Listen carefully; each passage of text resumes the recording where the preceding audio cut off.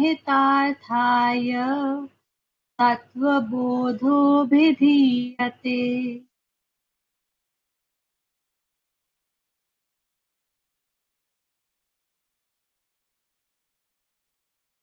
नित्यं शुद्धं निराभासं साकारं निरञ्जनं नित्यबोधं चिदानन्दं ब्रह्म नमाम्यहम्। साधनचतुष्टयसम्पन्न अधिकारिणा मोक्षसाधनभूतं तद्विवेकप्रकारं वक्ष्यामः।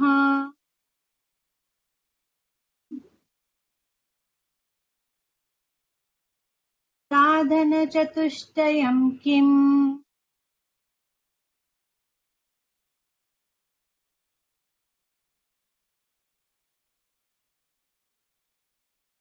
नित्यानित्यवस्तुविवेकः इहामुत्रार्थफलभोगविरागः समाधिषट्क सम्पत्तिः मुमुक्षुत्वं चेति।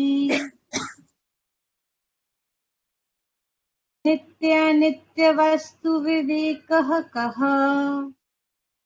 नित्यवस्तुविवेकं ब्रह्म तद्व्यतिरिक्तं सर्वमनित्यम् अयमेव नित्यानित्यवस्तुविवेकः।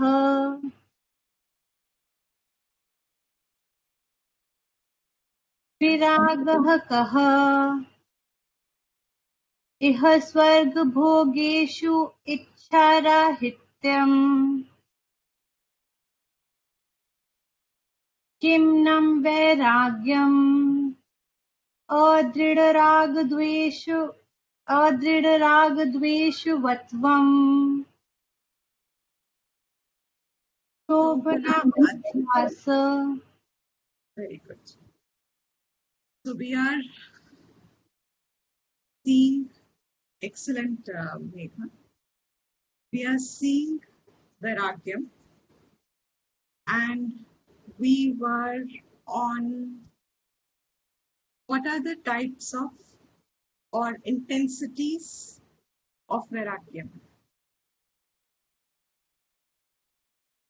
We have already seen what constitutes real Vairagyam. Vairagyam is deceitful. It appears to be real, but often it is a deception, a self-deception. So what a true yearner looks for is that there is no self-deception, especially with those things that are fundamental to one's growth. Because this can be so self-deceiving, our own assessment of ourselves can be misleading. It can get misled. Because of that, it is essential to understand what is not Vairagya, what deceives itself in the name of Vairagyam, because the Lakshana is common. In real Vairagyam and in the deception, the Lakshana is common, and that Lakshana is that common factor between real Vairagyam and the deception is that the urge to give up, to छोड़ देना, इसको सब वैराग्यम associate कर लेते हैं कि मुझे अब इच्छा नहीं है, मुझे फर्क नहीं पड़ता है, I don't want results, I'm happy with whatever I have. It kind of deceives itself with a state of contentment. When Vairagyam deceives itself as contentment, it actually becomes an obstacle for one's growth. And the scriptures are very, very cautious and extremely clear on this point. That in the name of growth, there are many shades of deceptions, many shades when situations arrive in life that our mind will project things or will justify our own weaknesses, will justify our own desires or wants. Weaknesses is the right thing. It will justify those weaknesses, especially when there is some little knowledge of the higher values. When you have complete knowledge, you cannot be deceived. When you have no knowledge, there is no chance of any rectification. The deception looks real, so you flow with it. But when there is little knowledge, means knowledge hasn't yet completely solidified itself, at that state, it is very likely that a person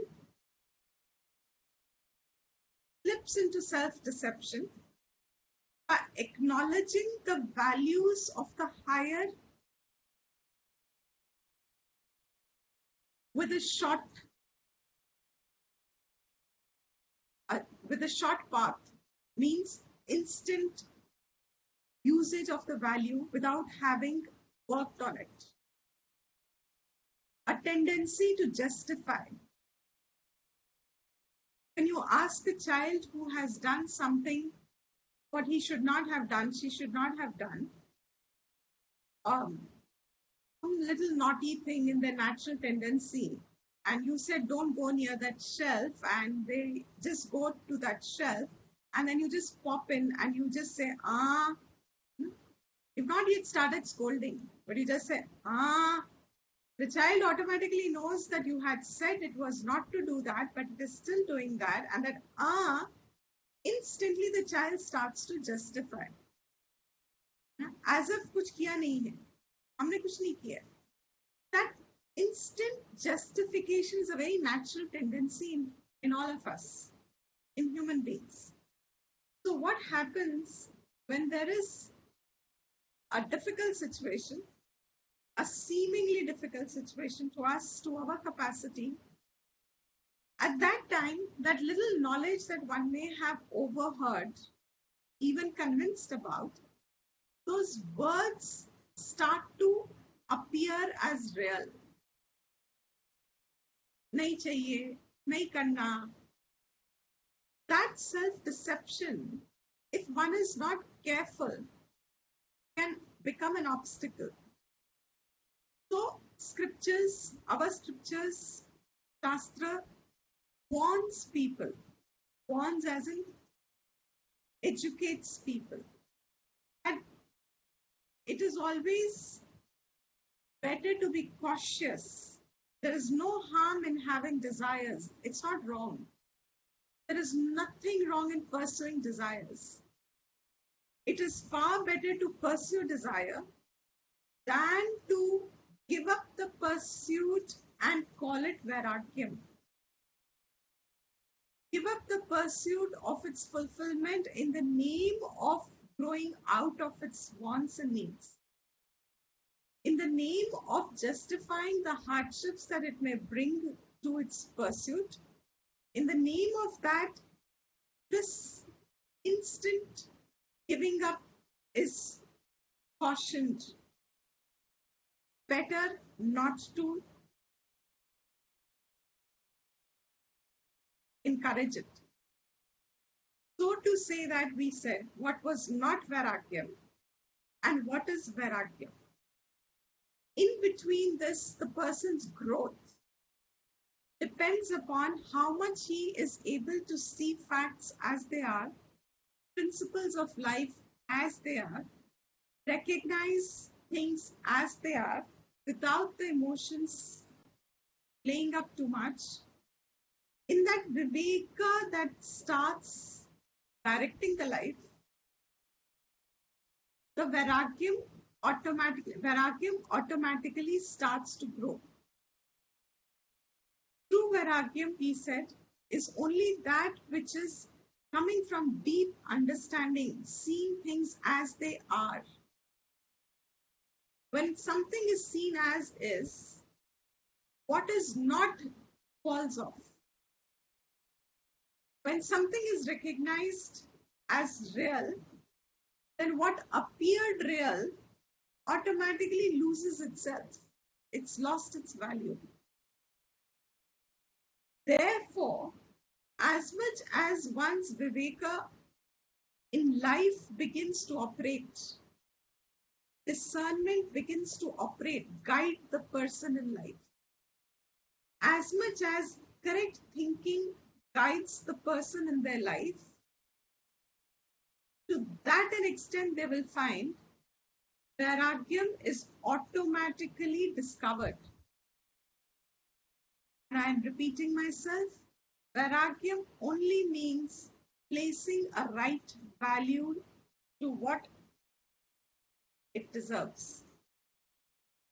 Seeing the right value of it, of anything. That capacity to recognize the correct value, capacity to place the right value comes from Vivek. And once there is a Viveka Buddhi, automatically that right value placement makes us give up the wrong value that we held before.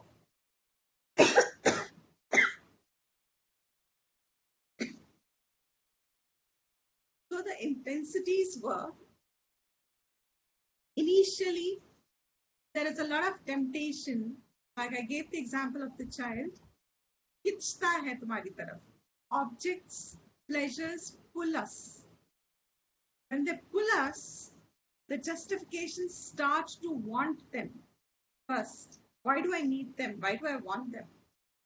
At that point, the capacity, the viveka, even if it is harmful for us, the viveka shakti, even if it is there, is so hardly operative because the force of the want and the need is so powerful that it camouflages that little thinking, even if it is there in us.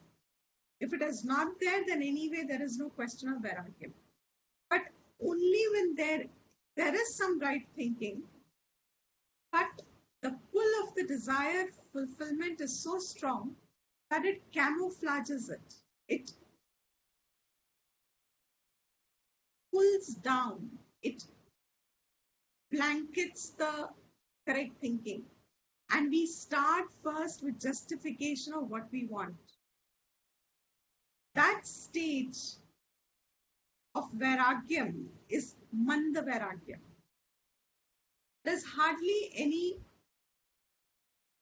capacity to give up what is false, what is wrong. Wrong as in only that not advisable for your growth. Only in that one. Nothing is wrong in creation otherwise per se. But when it starts to see what is harmful for us, for our benefit, then you just say it to that context, it is wrong. That capacity of giving up when the Viveka Buddhi is blanketed, vairagyam is called manda. Bahut halka hai. There's just a thin streak of it. There is some little vairagyam. You cannot say that I don't, but it is so thin that I'll have to work very hard if I have to let my correct thinking guide me. There'll be a lot of struggle. There'll be a lot of pull and push within me. On one hand, my senses are going to pull me towards the fulfillment. On the other hand, my buddhi will be telling me that no, this is not right, and that struggle will get stronger and very hard. It will become for me. So when the Viveka Buddhi is mild, the vairagyam is not there or mild, the struggle is felt as too much struggle. बहुत मुश्किल है, बहुत कठिन है ये रास्ता, बहुत कठिन है ये सब कुछ, पॉसिबल नहीं है, etcetera etcetera. There's a lot of inner life for establishing the right value. Higher than this is Madhyam. Madhyam Vairagyam means it is there most often my buddhi is able to guide me, but powerful still are the senses and my desires. Zadatar I am able to listen to myself when it needs to be, the right buddhi in myself, but there are also very strong pulls. Therefore, there are occasions that I seem to get imbalanced. There are occasions that suddenly topple me. They become emotionally overwhelming. They make my thinking numb at that time. एकदम से सुन हो जाती है, कहते हैं ना मेरी सोच सुन हो गई उस वक्त. Suddenly it becomes vague. Most often I'm fine, but suddenly at some point it becomes vague. That means maximum, most often I'm fine, but there are times when I need to pull myself up, and that pulling myself up is a lot of work for me. Higher than that, highest is Tivra. Tivra Vairagyam is the actual qualification for Atma Vidya. While mild and Madhyam are not disqualified, nobody is disqualified. This gradation is only indicative of how much subjective struggle one will have. One who has Tivra Vairagyam, he has absolutely no problem in leaving the wrong imposed values, which because of lack of right thinking before we may have placed on objects and people for our happiness. That fulfillment, dependency, before we didn't know, so we placed it on objects and people, fine. But the minute you know it, you no longer are able to place it. Therefore, in Tivra Vairagyam, the person has found independent happiness. Independent happiness means it's now independent in its association, location of happiness. अब चीजें मिले ना मिले, इंसान मिले ना मिले, रिश्ते मिले ना मिले, वैसे हुए ना हुए, all our dream relations हुई नहीं हुई, it's okay, हो गई अच्छी बात है, नहीं हुई, okay, I'm not a miserable person. So Vairagyam, Tivra means now not only is the person stable in life, the buddhi, the mind has become so quiet from inside that their own viveka starts to operate on things other than what is in the world scene, other than the seen world, starts operating on such kya hai, jhut kya hai, as in Atma Anatma Viveka. That is the real qualification for Atma Vidya, means direct leading to Atma Vidya. तीव्र वैराग्यम means वो इंसान जिसके अंदर ये वैराग्यम है, उसको happiness बाहर से आना, उस पर होप नहीं है. Things will give me happiness, people will give me happiness.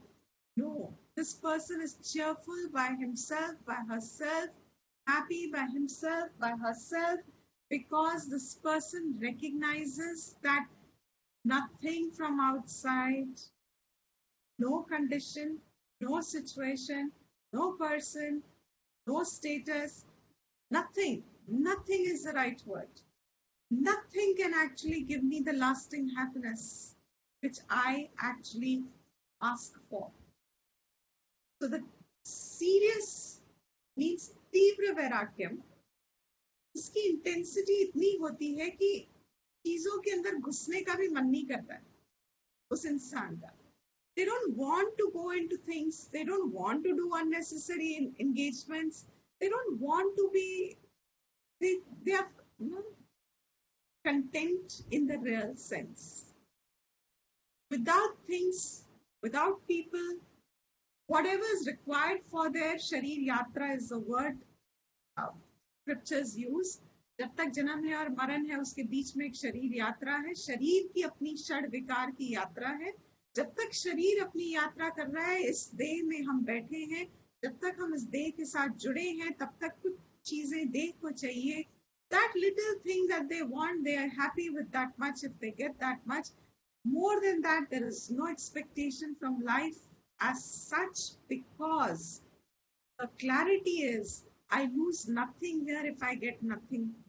Means if I get everything also, I've got nothing. If I lose everything also, I've lost nothing. Tivra Vairagyam becomes complete state of independence within. Independence means here, by yourself, happy, Atma Santushtihi, Atma Triptihi. Content by yourself, within yourself. Shastra shows us these two examples. I think I mentioned in the previous classes. Manda Vairagyam is the example of Arjuna in the Gita. Arjuna in Gita is suddenly coming up in the first chapter of the Gita with certain arguments to Krishna to tell him out of the blue, just before the war was to begin, suddenly starts his mind, weaves so many reasons, all looking so real to a layperson, that why he should not fight this war and why he should take sannyas. The first chapter of the Gita is the background of the entire knowledge, showing to us, Arjuna is representing to us at that point, that how the justification operates gives us reasons which seem so difficult to penetrate through with right thinking, because those reasons are looking so right in themselves. He says, what is the use of getting all the wealth and the kingdom if I have to kill my own people? With whom will I enjoy? For whose sake should I win this? Who's right, who's wrong? He asks Krishna. Why does it not make us, how are we different from all the Kauravas? If we were also to fight this war and kill so many, there would have been a whole generation which would have got wiped away. They knew this was Mahabharata war. It's like World War III. If it's a world war, who is going to benefit from it? So Arjuna's mind started thinking like that just at the last minute, last second. Conches had blown and suddenly he's saying, I don't want to fight this war, because as if he's got an awakening. Suddenly, as if he's got an awakening. There is no use fighting this war. It's use, I'm making a mistake by fighting this. In fact, he says, I'm going to make a mistake if I fight the war. This is on one side. Other side is, and based on that is the entire Gita, which tells Arjuna that here your viveka is not strong enough, that when you say you want to take sannyas, you don't have enough knowledge in you, enough vairagyam in you to sustain the pursuit of Atma Vidya. So though it looks right to take sannyas today, a few years down the line, you are not going to get the rajyam, you are not going to get afterlife ka sukham, and because he's not doing his duties. On top of it, you're not even going to get moksha because you're not qualified for it yet. So that tendency to give it up at that point, the entire Gita is propelling such inclinations in us to fight those inclinations within and stick to doing what is to be done at that point in the right spirit, with the right attitude. And when you go on doing that, you start developing yourself as a person who will automatically come to self-knowledge, which will be sustainable pursuit. Therefore, it becomes success, success, success. In that sense, it's a successful pursuit. But if you take Vairagyam as in a Shamshana Vairagyam, the disqualifying, Manda Vairagyam, Madhyam Vairagyam, and you say, I will now give up, the struggles will be too much and the sustainability of self Atma Vidya may not be there. So you will feel more and more, the right word would be, you'll feel more and more lost, or why did I know? Anything can come up in a human mind. You may regret, why did I do it, etc. Arjuna could have gone through anything after that. So the entire effort of Gita, Krishna, was to tell Arjuna, a Manda Adhikari in that sense, having Manda Vairagyam, that do not quit doing what you're supposed to do. Rather, do what you're supposed to do with the right attitude and quit the wrong thinking. Do what you're supposed to do with the right attitude, quit the wrong thinking.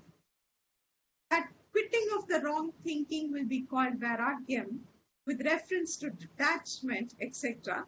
And constantly doing what you want to do, what you should be doing, what is your duty to be done, etc., will slowly start making your mind qualified to remain happy by itself, not a dependent happy, and therefore you start to grow, and gradually, as the Viveka starts directing a person's life, and they start seeing that these things are working in life, these principles actually give growth in life, that's the time the Tivrata begins. And for Tivrata, I said last time, the best example scripture gives, the contrast of Arjuna on the other side, Shastra gives us, is the example of Nachiketas. Nachiketa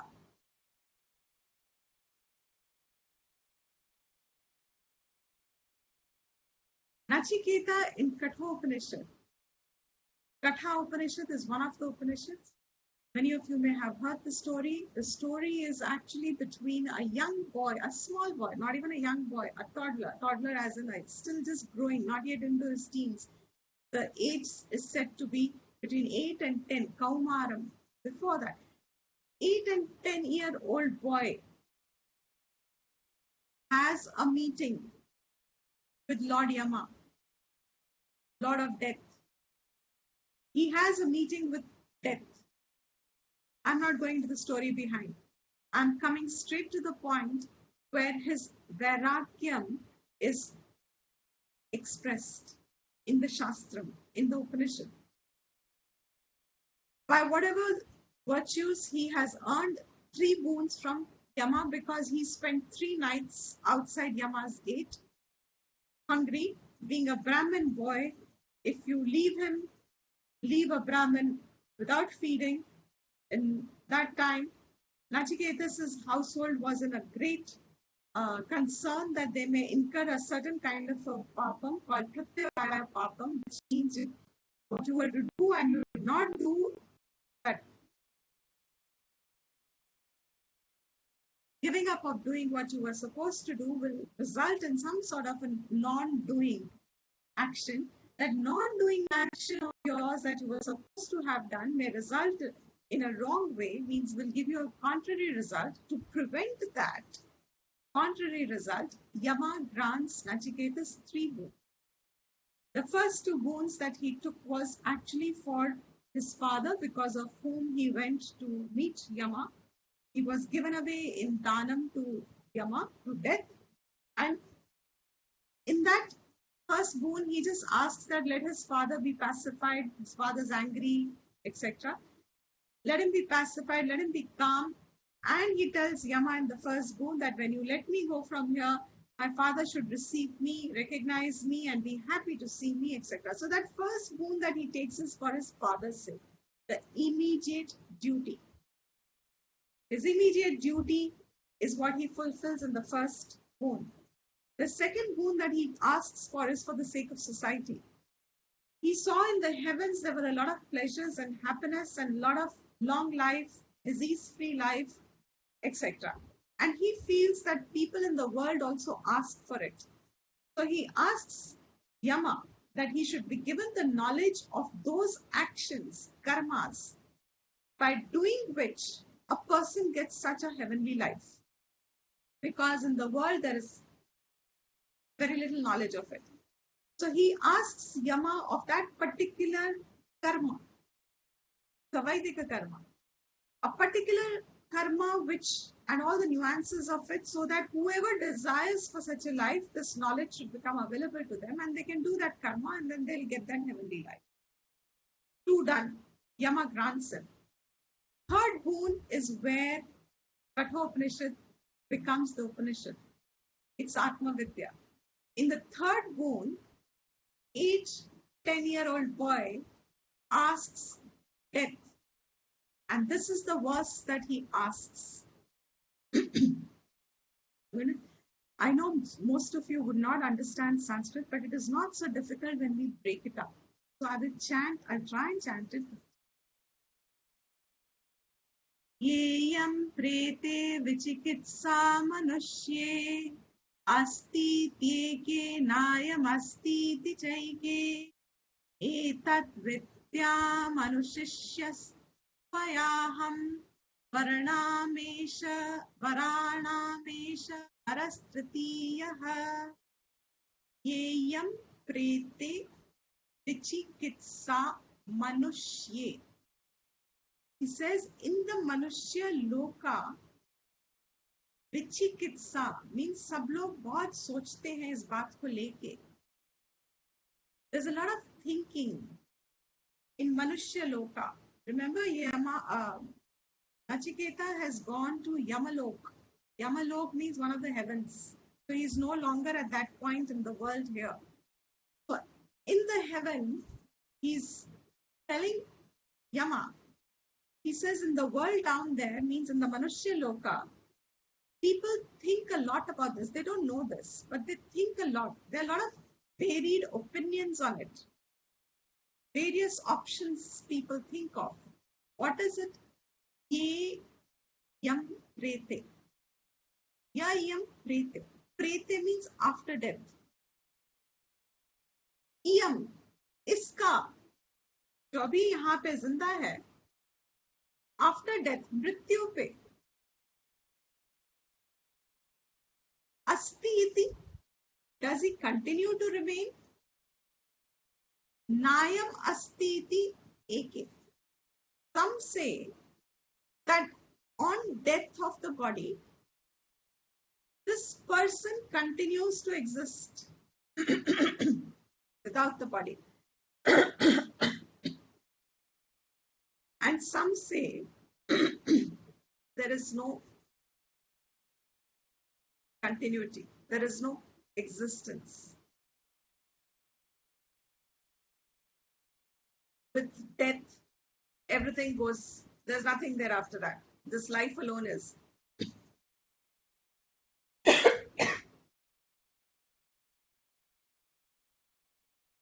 There is only this life.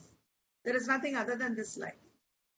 So, Nachiketa says, some people in the world say, on death, when there is death, there still seems to be the existence of this. He only says this, means the ongoing whatever.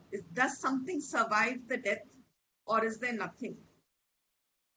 Etat vidyam, this knowledge, anushishya tu aham, you give me this knowledge, and that is esha varanam varaha tritiyaha. This is my third boon that I ask you.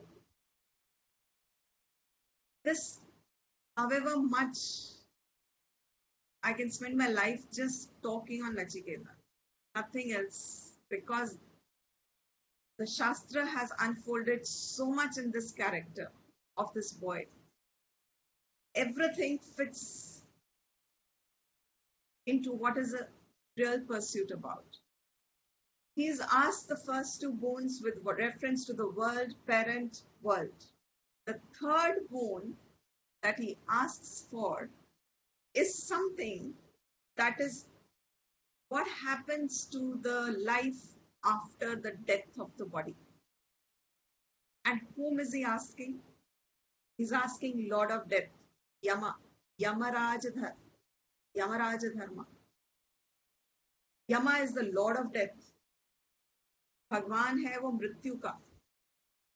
जो मृत्यु का भगवान है, a common sense tells us, naturally, he would know the best because he's a Lord of Death. Death के बाद, what happened to life? Does this person, this name and form dissolve away forever? What happens is the actual question. There are only 2-3 options we manushya can think of. One option can be कुछ भी नहीं है, खत्म हो जाता है. One option can be बदल के वापस आता है. One option can be ना बदलता है, ना आता है, ना जाता है, दिखता नहीं है, but है. There can be only opinions about it while we are in life, about what happens after death. We can never know with certainty what happens on death.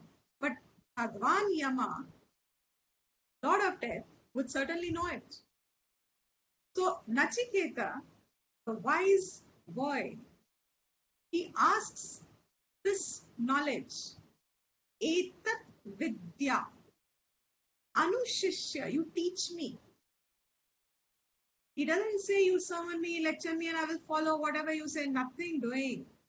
This is Upanishad student. He says, you teach me this knowledge, and that is my third boon. And now what Yama says, Devairatrapi vichikitsitam pura nahi sutneya manuresha dharmaha anyam vaham nachiketo vranish Mamoparotsirati Masrajainam. Says, with reference to the first two boons, he said, granted, immediately granted, because he was saving himself from Pratyavaya Papam. Third boon, suddenly Yama becomes, the minute he hears this, he's surprised. He didn't expect this, because everybody only asks for something or the other, which is just immediate gain. He didn't expect someone to ask him such a question. It's a boon, that also, not just a question. He's asking him as a boon, which it has to be given as a result. Devaihi atrapi, he says in this respect, Vichikitsitam pura, in the olden times means Yama is saying is mujhse bhi pehle ke log, all the devas have also thought about this. But nahi sukneyam, this is not easy. Anuresha dharmaha, this is so subtle dharma that it is not easily understandable, graspable. What is not easily understandable, graspable? What happens to life after death? What happened to this person, this walkie-talkie, my favorite word, this walkie-talkie animated body, showing so much expression of individuality. Pop. One moment stops, walkie-talkie gone, battery gone, exhausted, not recharged at all. Dead battery now. Nothing can happen to it. You can only discard the body away now. But what happened to this walkie-talkie जिसको मैं लग रहा था, मेरा मैं सुख दुख प्राप्ति हानि पता नहीं क्या. Whole life was lived. So much of association with people and objects this person has made, so much acquisition this person has made. I often think what will happen, so much Dropbox is getting collected with all the toxin. What am I collecting? What will happen to all this? What happens on death? Nachiketas is asking, and Yama is saying, this is so difficult to know and grasp as when you are alive, that even gods have found it difficult. It is not easily known. Anyam vaham nachiketo vranish almost pleads to Nachiketa. Yama, Bhagwan, almost requests, pleads to Nachiketa and says, Anyam tu aham. मतलब अन्यम अहम न कुछ और मांग लो माम मामो परोत सिरी सिरी तीरति मास्टर जैनम on my request ask for something else. Leave this, Ma. Just leave this. Don't ask this. Ask for something else. And then he sees Nachiketas unshaken.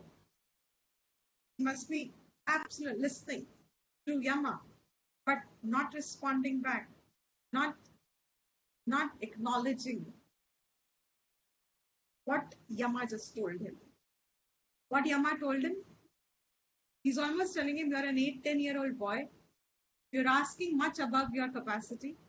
This topic, even Devtas haven't found it easy to understand. तुम तो अभी बच्चे हो, तुम्हें क्या समझ में आएगा? And छोड़ दो इसको, and you ask for something else. And what does he ask? Yama, seeing that he's not responding,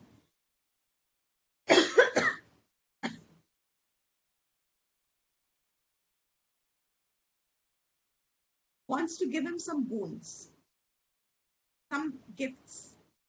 But before he can start, this Nachiketas sees Yama's inclination that he doesn't want to tell him. So he states straight away, I'll just do the verse, not chant. He says, Devaihi atrapi vichikitsam kila. Exactly what Yama said, Devaihi atrapi vichikitsam. But what did Yama say? That it is difficult for them. Indeed, it is difficult for them. I agree with you. It's a difficult topic. It is a subtle topic. I am completely in agreement with what you said. It is difficult even for gods to know this. Tam chamrityo yanna subneyamartha bhakta chasya twadrik anyo nalabhyo. But you, tam chamrityo, O mrityu, O death, yatna subneyam artha. You will also not tell in a way that it can be easily grasped. Gods did not understand indeed. You are also not going to say it something in a way that it is going to be easy, because after, how can death communicate to someone who's alive? It's not possible. It'll be one or the other. Either you're alive or you're dead. So how does someone know what happens after death? So Nachiketas is telling him, you will also not make it easy for someone to know this. Means it's not possible. Bhakta cha asya tvatrik anyaha na labhyaha. But also it is a truth that a Vakta like you, that a teacher like you, means the speaker like you, an exponent, a Vakta, जो समझा सकता है, आपके अलावा न लभ्यः, there can be no one else that can be gained other than you who can tell me on this topic. Na anyah varaha tulya, there can be no other tulya, comparable boon other than what I have asked. Etasya kaschit, other than what I have asked, there can be no other comparable boon equivalent to what I have asked. Because the topic is difficult and subtle, you will not tell it in a way that can be grasped, but you are the only person who can actually tell what happens on death.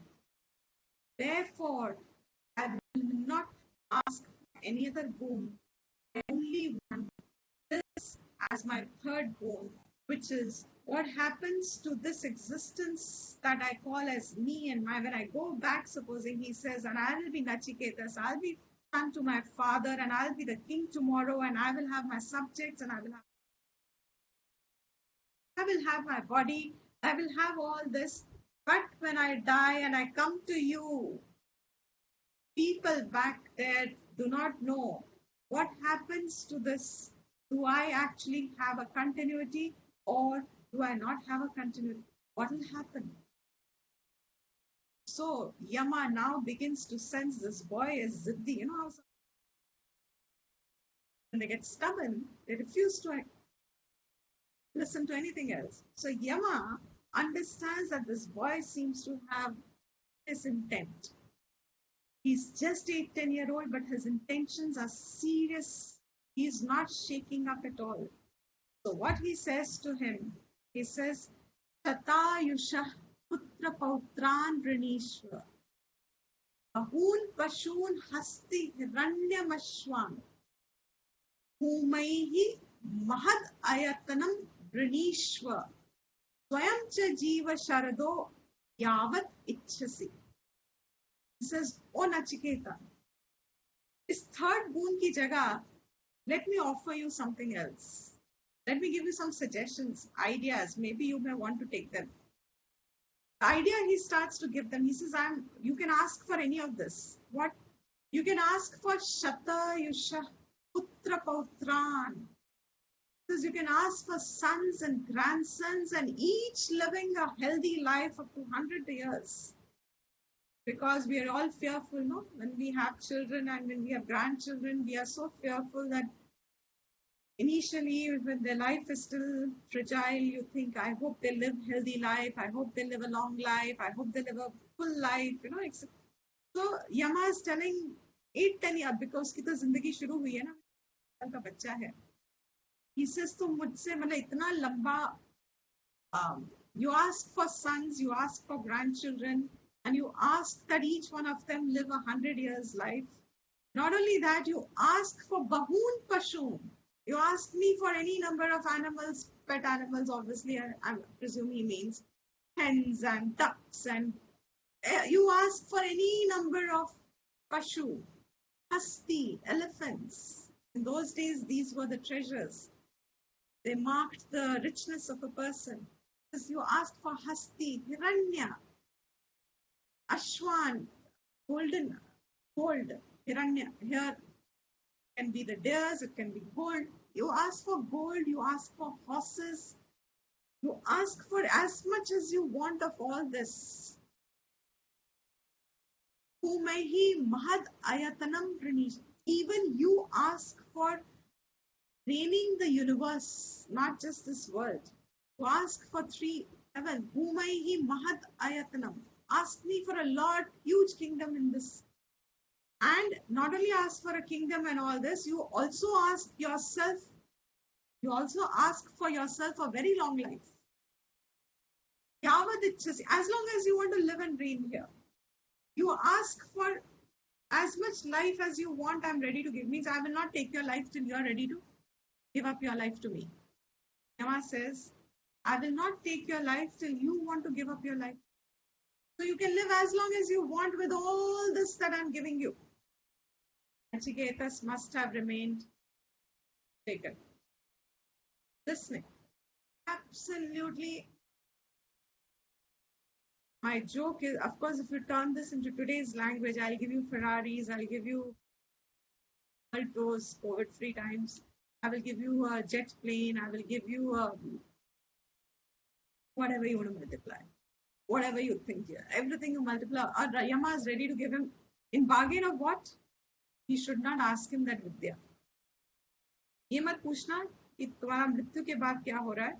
ये मत पूछना. उसकी जगह तुम्हें जितना जीवन जीना है, अच्छे से जीना है, till eternity. I'm ready to give you. Chiketas not shaking up. So Yama needs to tempt him more. Wants to give him more so that he's just a boy after all. ये खिलौना नहीं तो कोई और खिलौने से खुश हो जाएगा. Let me give him something. He says, Etat tulyam yadi manyase varam vrinishva. If this is not enough, what I have suggested, you ask me for any other boon equal to this. Means I'm ready to give you everything. If in your mind there is something else as much as this, you can ask for that. Or wealth, lasting life, reign over the universe. You may grow with that reign. Keep on multiplying your wealth, and means it should never diminish. So it should go on multiplying. He says, I'll give you all everything. Not only that, he says, I will see a lot of times we have objects of pleasures, means a lot of rich people have a lot of richness, but they don't have a body to enjoy those, means they are sick, they are diseased, or they don't have people with them to enjoy their wealth or things like that. So he says, I'll give you the wealth, but I'll also give you the capacity to enjoy it. You will always be vigorous. You will always, you'll never fall ill, sick. Your body will be capable. You can enjoy. I'll give you the capacity to enjoy the wealth that I will grant to you. Kamanam tva kam bhajam karomi. I will make you capable of all the divine pleasures that are there in the heavens, and also those that are there available on the earth that are worthy, means they are sought after. And I'll also make you in such a way that you can enjoy them. All this for what? But don't ask me what happens. It's a question. The moon is in the form of Vidya. He's asking for Vidya. And Yama is saying, Vidya mat puch. Ye sab maan. I'll give it to you. Then he says, still more temptation. Ye kama durlabha matya loke. Now he's seeing Yama sees that he needs to pull it up more. He says, you ask me for all the rare pleasures which only the heavenly people enjoy. Because you have apsaras here with chariots and music, means dance and all this happening, food on the table all the time. Nobody falls sick, you live a long, healthy life, etc. And people are just enjoying their life. That's all in heavens. I will give that to you there. I'll make you enjoy all these heavenly apsaras also. Means you can have women, you can have wine, you can have wealth, you can have reign, kingdom, you can have whatever a person seeks in life, thinking ye mil jayega, so I'll be happy. Yamaraja says, I'll multiply it into infinity and give it to you. Means तुम्हें राज्य का, पूरी दुनिया का, not just this दुनिया, पूरे जगत का मैं राजा बनाऊंगा with all the material and everything and the capacity to enjoy. Now what could have been left? God knows. That I'm almost saying, I beg you, do not ask the question pertaining to death. Nachiketo maranam ma anuprakshihi. Prakshihi means anuprakshihi means that you are urging me, constantly asking. Ma anuprakshi maranam. On the topic of death, don't ask me. What I wanted to point here is answer that Nachiketas gives to Yama after all this temptation. You know what he says? He says, hey Yamaraja, these enjoyments that are there you are offering me, seemingly eternal, these always have in them the nature of may or may not remain to Swabhavaha. Kal hai ki nahi hai. This is their nature. Means these pleasures are short-lived. They have a temporary existence. This possibility that they may not be there tomorrow will always remain in my mind. Even after you grant them, they still have their own nature. They will still go. You will replace them, but they will still go. There'll always be the possibility. Moreover, this is that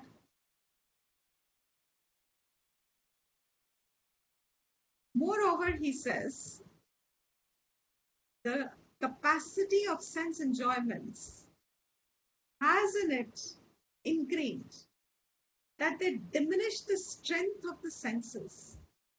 They will diminish the tej. I have not translated it because the word is beautiful. इंद्रियों का जो तेज अपने आप में है, भोग के साथ वो तेज क्षीण होता है. it destroys, it reduces. With enjoyment, the happiness, the pleasures of senses diminishes the strength of the senses, sense organs. It diminishes. Like supposing you drink or you smoke, or nowadays you breathe also, you get affected. Everything you do will diminish its strength. It's bigger. He says that they make it weak. So, and about long life, he says, जो आपने मुझे कहा है, लंबी जिंदगी जी लो, जितना जीना है उतना जियो. I will give you that. It's about that. I have no doubt that however long it may be, it will still be a short life. Keeping in mind, even Brahmaji has a short life, which means even Brahmaji has a birth and a death. So I may live a life as long as that Brahmaji, particular Brahmaji, has a creation, is the master of the creation, has created, is a creator. Because in our Shastra, we have whole division of time and Kal. So in Kal, Brahmaji's Kal and Manushya Kal, how many Manushya Kals makes one day of Brahmaji? But Brahmaji also has a Kal when everything dissolves away. So there's a creation, there is a sustenance, and then there is a destruction, there's a dissolution. So Nachiketa says, आप मुझे कितना भी लंबा जीवन दे दो, ब्रह्माजी जितना भी लंबा जीवन हो जाए, along with Brahmaji, if Brahmaji also goes, I will also be going. And what happens when there is dissolution? That's death. The question still stands. However long life you give me, what happens after death, I still don't know. So he says, you may give me a long life of pleasure, but this will not get addressed at any point in creation of my living life here. With all, you have removed all dukkham from my life. With only sukham also in my life, with only happiness in my life. This still will not resolve what will happen. I will die still one day, even if it is as long as Brahmaji's life, even then his life is not eternal. It is going to have an end. What has begun is bound to end. And when it ends, what happens? I want to know that. Therefore, what I have kept in capitals here is what Nachiketa says, Tivra Vairagyam, that Viveka Buddhi is so sharp, so clear, so direct, to the point it is. That's the Vairagyam that it brings up, because he says, I am not interested in any of these things, because that Viveka Buddhi is there, and it says it is not solving the problem. Problem is, if I die, am I born again or not? I don't know. What gives me birth again or not? I don't know. Do I really get a birth or not? I don't know. I know nothing. Therefore, you being the only person, and he sees this, to my mind, I revel in this character only because this boy was true opportunist in that sense. He saw the rarest opportunity he was blessed with. He was blessed with this chance to ask Yama himself, and he did not let his presence overwhelm him. He did not let his presence and that heaven and that intoxicate him. How we, sometimes when we look at the palaces and things, and you even over there you start imagining kya life rahi hogi in rajaon ki, raniyon ki, etc., etc. This boy has gone to heaven, and he doesn't let any of that affect him at all. And all he tells Yama at the end of is Tavaiva, yours only. Vahastava Nritya Gite. Keep your Vahan, all the vehicles, with all the chariots and everything that you have offered me. Tava Vaha Nritya Gite, and all the music and dance that you are giving to me, Tavaiva, you keep to yourself. I don't want it. Not what we says, did not even bat an eyelid. इतना मन में उसकी शंका नहीं आया, इतना मन में उसके डाउट्स नहीं आया, इतना मन में उसके इतना भाव नहीं आया कि इट वॉज वर्थ एंजॉइंग। उसके मन में डाउट ही नहीं आया कि this is worth enjoying. He has absolute surety that whatever enjoyment it gives, he is not diluting, because that's why he's asked the first and the second boon. For his parents' sake, for his father's sake, for his society's sake. He's not deluded that sense pleasures don't give him happiness, but he knows they are not the answer to his existence. So he says, this, you only keep your vehicles and music and dance, tavaiva vahastava nritya gite. Rakh lo. You keep yours to yourself. Then he gives reasons. Hetu. Wealth cannot satiate you. Navittena tarpaniyaha manushyaha. Says, and now he knows this is the smartness of the boy.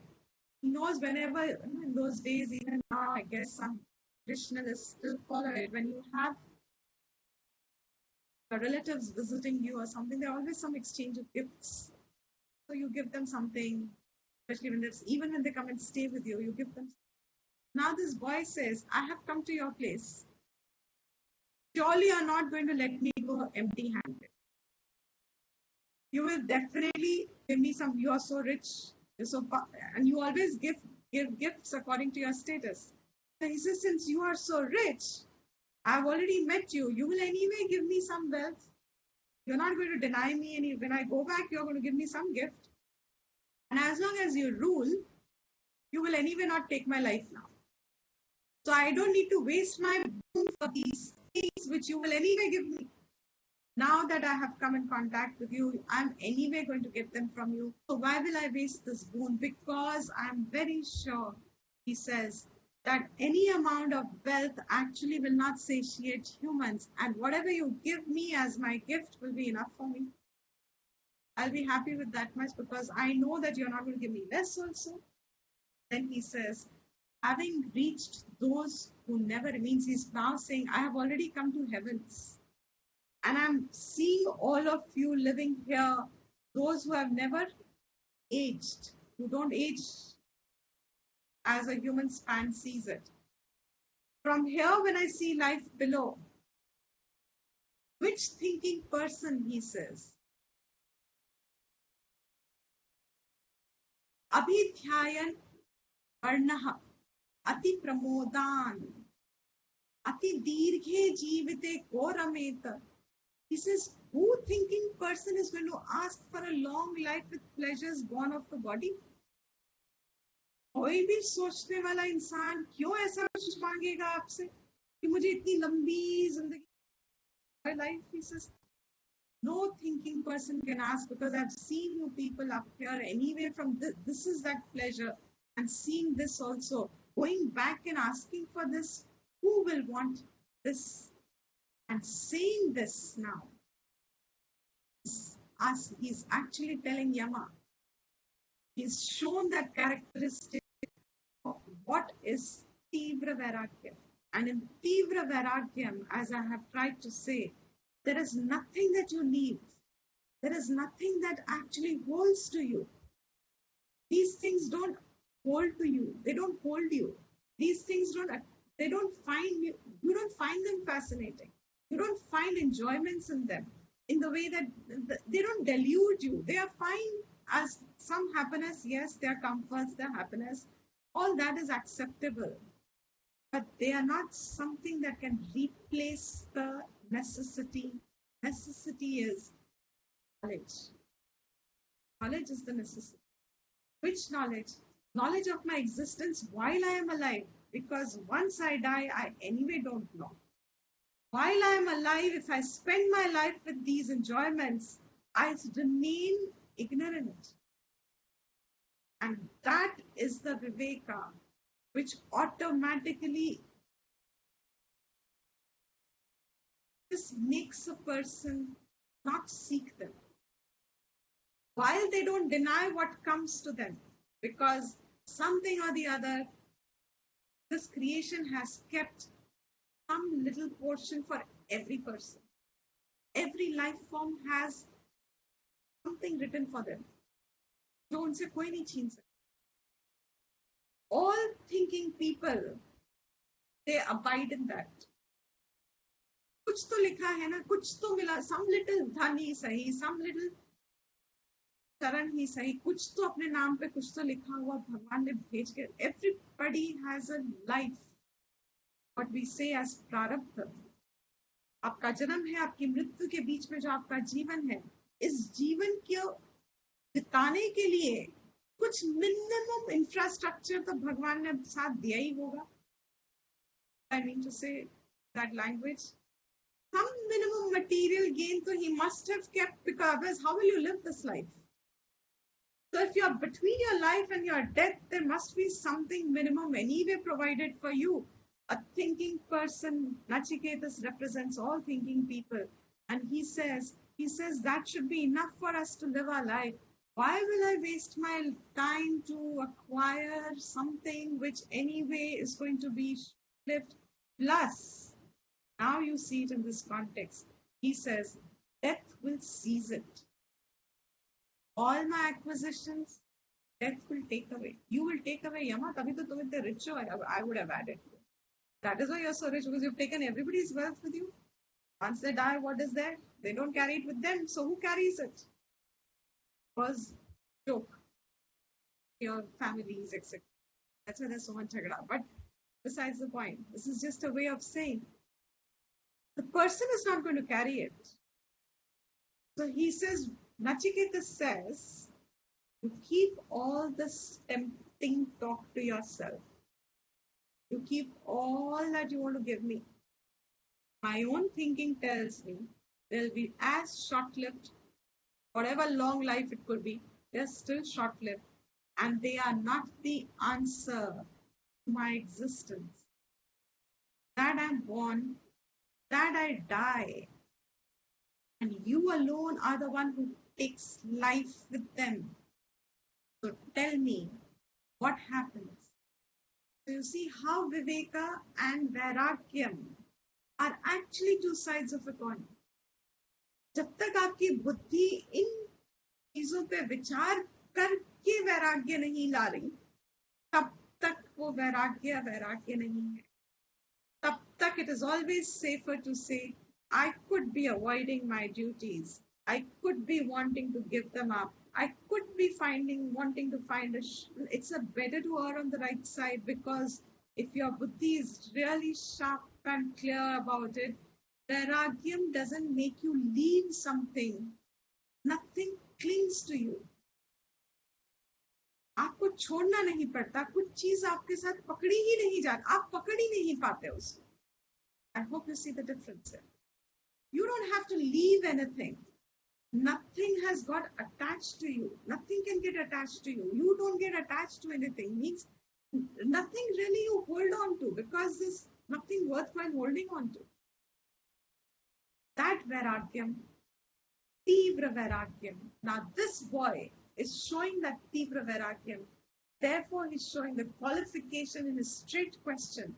And the question is actually Atma Vidya. From where the Kathopanishad starts, actually after this first section gets over, like the first chapter of the Gita, when the Gita starts from the second chapter, first section of the Kathopanishad is actually giving that context, and what will start is Atma Vidya. That Atma Vidya, which we have said in our introductory classes, is the topic of Vedanta, and that alone is what this is.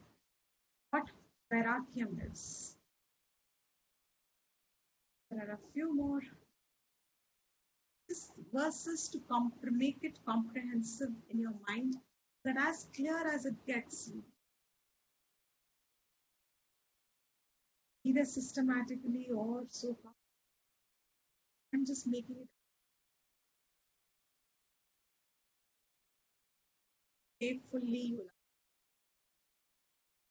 You will start seeing the depth of it, the truth of it. So there's still few more verses, like different authors like or texts have described Vairagyam as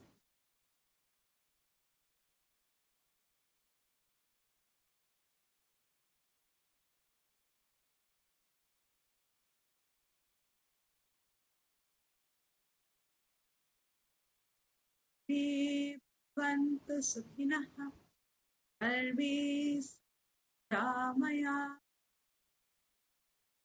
सर्वे प्राणि पश्यन्तु मा कश्चित् दुःखभाग् भवेत्